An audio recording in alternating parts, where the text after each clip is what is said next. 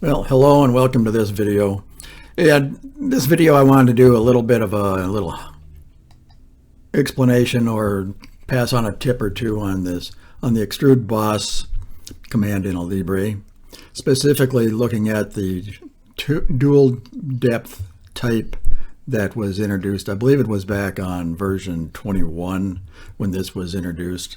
And it presents you with two fields here to fill in values, without really saying which value is going to do what, and except give you a different length.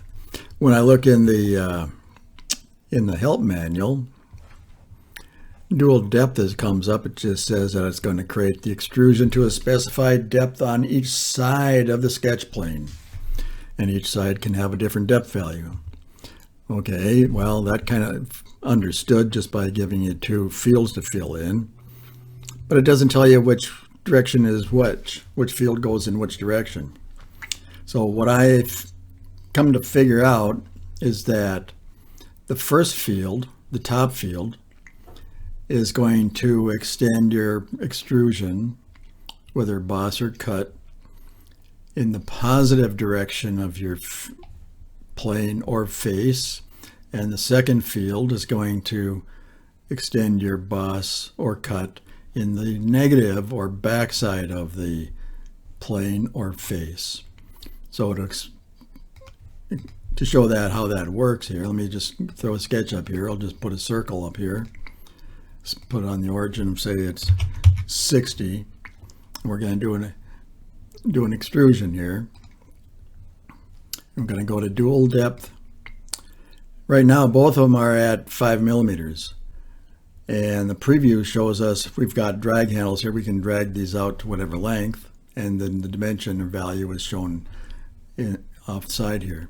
But if we change our depth value on the top lane to say 10 and hit tab, that updates on the front side of this plane.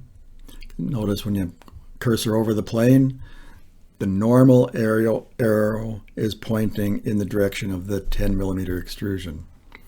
If I change this back one now to 50, it's extending out 50 and the dimension value updates on the back to show you that value.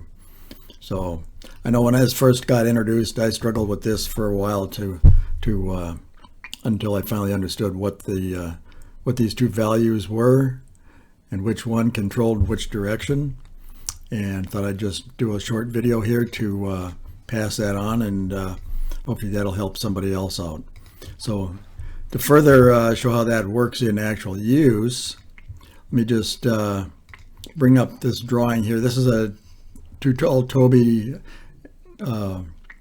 drawing from one of his tournaments, and I've got a model created. Now the last thing I have to do is put in this rib around this opening, 20 millimeters on each side.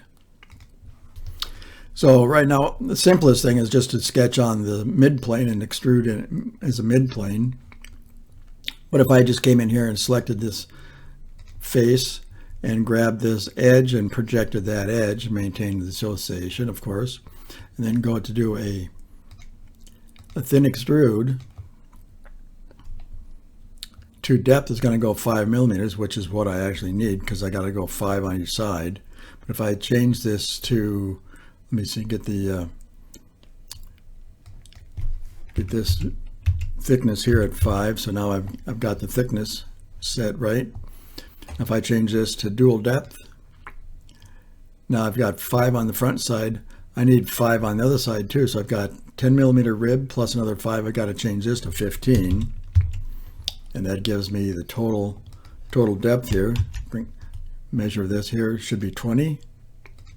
So I've got my distance of 20, and the rib itself is 10. So now I know that that's correct. So that's just a short demo on how